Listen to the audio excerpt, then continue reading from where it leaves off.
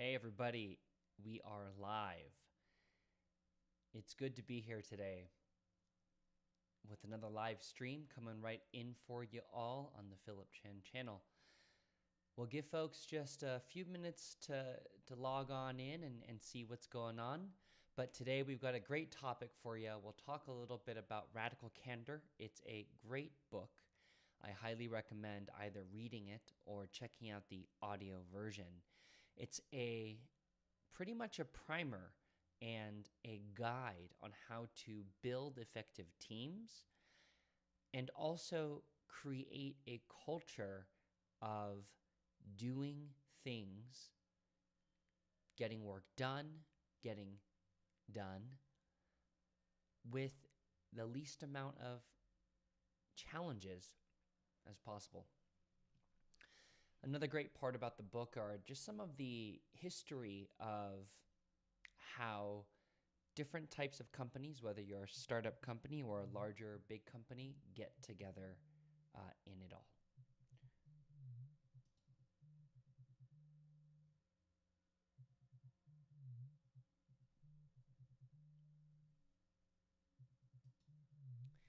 All right, good. So to dig into it,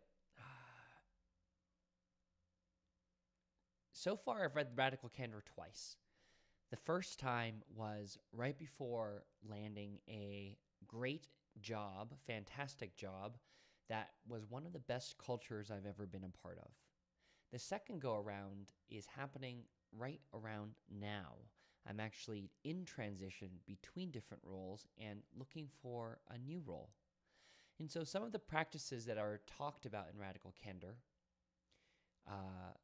such as being compassionate for someone's situation, but at the same time continuing to give the feedback that's necessary in order for folks to get better at their jobs, better at communicating, and reduce some of the challenges or problems that exist when you're not able to say and show up as yourself in work. This might mean that you're putting across some emotions that you're not able to communicate, or perhaps some emotions you are putting aside. Maybe that's anger, maybe that's sadness. And instead, you're hiding these emotions before accurately being able to communicate them. One good example in the book is being able to come to work and saying to your team, hey, today's just not a great day for me. I may be a little short, and then being able to give that ahead of time and tell folks, hey, it's not about you today. It's also not about me, but whatever you might be thinking or feeling is influenced by what it is that I had been going through. So in some ways, being able to be direct and share your emotions up front is a very powerful tool and mechanism to build that communication and trust. I used to work for a CEO named Ryan Kullback, and he has a beautiful equation about trust. I'd highly recommend going to check his Twitter out, where he's written extensively about trust building and what it means.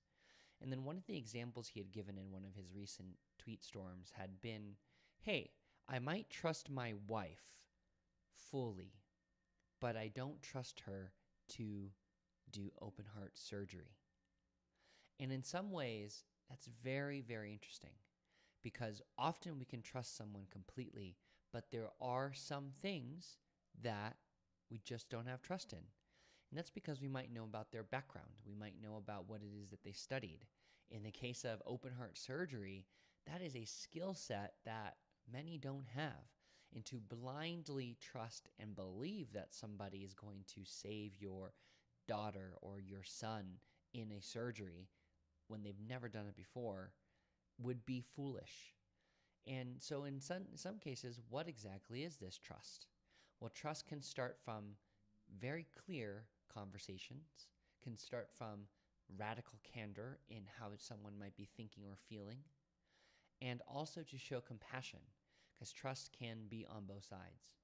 And in the workplace, this takes the place of, and in the workplace, this is so powerful to give each of your colleagues, managers, leadership team good sense in who you are, which can only bring you belong, a great vision, and a mission.